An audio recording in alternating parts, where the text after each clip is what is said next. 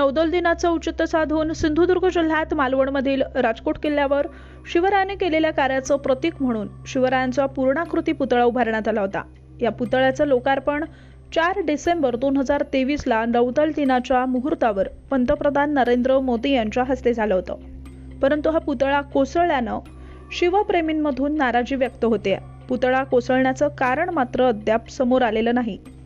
या संदर्भात उबाठा गटाचे आमदार वैभव नाईक यांनी घटनास्थळाला भेट दिली आहे आणि निकृष्ट दर्जाच्या कामामुळेच ही घटना घडली असण्याचा आरोपही केला आहे।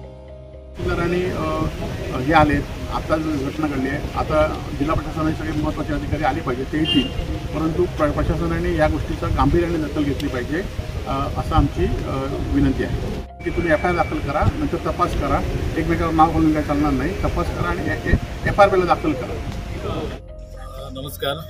आज मालवण राजकोट येथे घडलेली घटना अत्यंत दुर्दैवी आहे आणि याबाबतच्या सगळ्या शिवप्रेमीच्या किंवा जिल्ह्यातील महाराष्ट्रातील सगळ्याच नागरिकांच्या भावना थोड्याशा या विषयामध्ये वेगळ्या पद्धतीच्या आहेत आणि त्या सगळ्या भावनांचा आम्ही आदर करतो। खरं तर या सगळा पुतळा हे मालवणचं वैभव होतं आणि या सगळ्या परिस्थितीमध्ये काही तांत्रिक याच्यामुळे खरं तर नेहमीच्या अखत्यारीतील या पुतळ्याचं बांधकाम झालं आणि त्याचं अनावरण सुद्धा झालं होतं।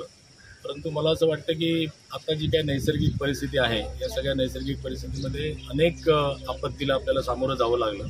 त्यातलीच एक आपत्तीवजा ही घटना आहे की ज्यामुळे कदाचित प्रचंड वाऱ्याचा वेग असू शकतो आणि काही कारण असू शकतं। थोडक्यात तांत्रिक काहीतरी बाबींमुळे हे सगळी दुर्दैवी घटना घडलेली आहे।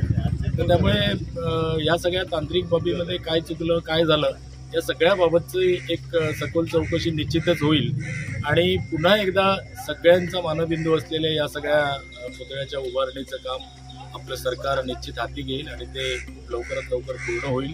आम्ही सगळ्यांच्या भावनांचा आदर करतो आणि आव्हानही करतो। हे थोडंसं नैसर्गिक आणि काही तांत्रिक चुकीमुळे घडलेली घटना आहे, कृपया याबाबतीत कुठल्याचं राजकारण न येता सगळ्यांनी आपण शिवप्रेमी म्हणून या सगळ्या घटनेला सामोरं गेलं पाहिजे आणि असं सामोरं जाऊन पुन्हा एकदा हा मानबिंदू असलेला छत्रपती शिवरायांचा पुतळा एका दिमाखामध्ये उभं करण्याच्या मागे सगळ्यांनी आपलं सहकार्य दिलं पाहिजे। आमच्या भारतीय जनता पार्टीच्या वतीने सुद्धा आमची सगळी या पद्धतीची सगळी रचना सुरू झालेली आहे, या बाबतीतली सगळी तयारी सुरू झालेली आहे। पुन्हा एकदा मी सगळ्यांना आवाहन करतो शिवप्रेमींनी या सगळ्या घटनेमध्ये सगळ्यांनी एक होऊन चांगल्या पद्धतीने पुन्हा एकदा हे जे आपण राजकोटचं वैभव उभं केलेलं होतं ते पुनर्प्रस्थापित करूया। धन्यवाद।